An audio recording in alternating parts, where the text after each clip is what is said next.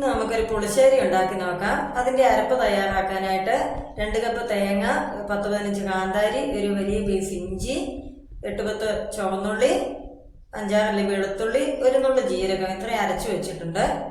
ഇനി ചട്ടി ചൂടാക്കി ഒരു 2 ടേബിൾ സ്പൂൺ വെളിച്ചെണ്ണ ചൂടാക്കാം. അതിലേക്ക് 1 ടീസ്പൂൺ കടുക് ഇട്ടൊന്ന് പൊട്ടിക്കാം. ആ കടുക് നന്നായിട്ട് പൊട്ടി വരുമ്പോൾ ഒരു 1/2 ടീസ്പൂൺ ഉലുവ ചേർത്ത് പൊട്ടിക്കാം. ആ ഉലുവ എന്ന് നന്നായിട്ട് പൊട്ടി വരുമ്പോൾ നമുക്ക് അരിഞ്ഞു വെച്ച ചുവന്നുള്ളി, താളിപ്പിന് വേണ്ടിയിട്ടുള്ള ചുവന്നുള്ളി ചേർത്ത് കൊടുക്കാം. ഞാൻ ആദ്യമേ താളിച്ച് തന്നെയാണ് വെക്കുന്നത്. അതിൽ നിന്നൊരു ശകലം മാറ്റി വെച്ച് ലാസ്റ്റ് അതിൻ്റെ മുകളിലൊന്ന് ഡെക്കറേഷന് വേണ്ടിയിട്ട് മാറ്റി വെക്കുന്നേ ഉള്ളൂ. ആ ചുവന്നുള്ളി നന്നായിട്ട് ചൂടായിട്ട് വരുമ്പോൾ നമുക്ക് അതിലാവശ്യത്തിനുള്ള കറിവേപ്പില ചേർത്ത് കൊടുക്കാം.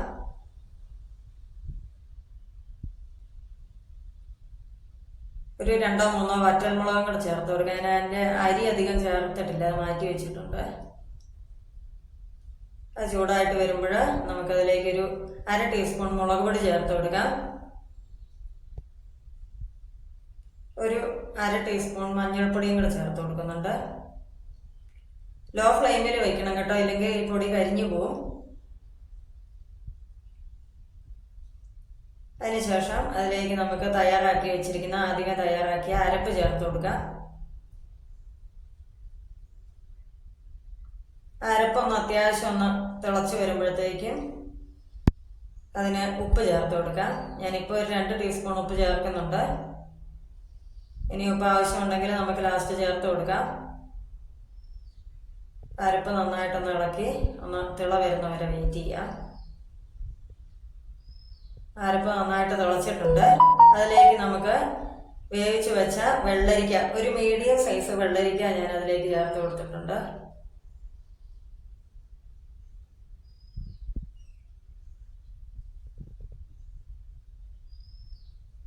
വെള്ളരിക്ക അരപ്പ് ഒന്ന് പിടിക്കാൻ വേണ്ടി ഒരു 2 മിനിറ്റ് നമുക്കൊന്ന് ഇളക്കി കൊടുക്കാം.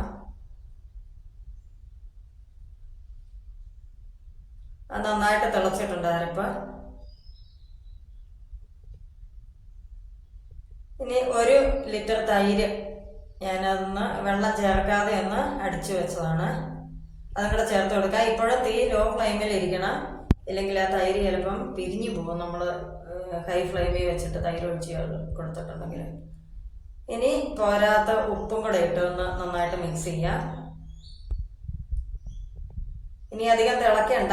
അരപ്പ് നമ്മൾ ആദ്യം അതിന് വേണ്ടിയിട്ടാണ് ചേർത്തത്. ആ അരപ്പൊന്ന് മൂത്ത് വന്ന് ആ വെള്ളരിക്കയൊക്കെ ചേർത്ത് വരുന്നവരെ വെയിറ്റ് ചെയ്തത്. ഇനി ഒരു നുള്ളു കായം, ആ കായം ചേർക്കുമ്പോൾ ഒരു പ്രത്യേക ടേസ്റ്റ് ഉണ്ട് കേട്ടോ. ഒന്ന് പരീക്ഷിച്ച് നോക്കണം അങ്ങനെ ചെയ്തിട്ടില്ലാത്തവർ. അങ്ങനെ നമ്മുടെ മോര് റെഡി ആയിട്ടുണ്ട്, ഒരു ബൗളിലേക്ക് മാറ്റിയിട്ടുണ്ട്. എല്ലാവരും എൻ്റെ ചാനൽ ഒന്ന് സപ്പോർട്ട് ചെയ്യണേ.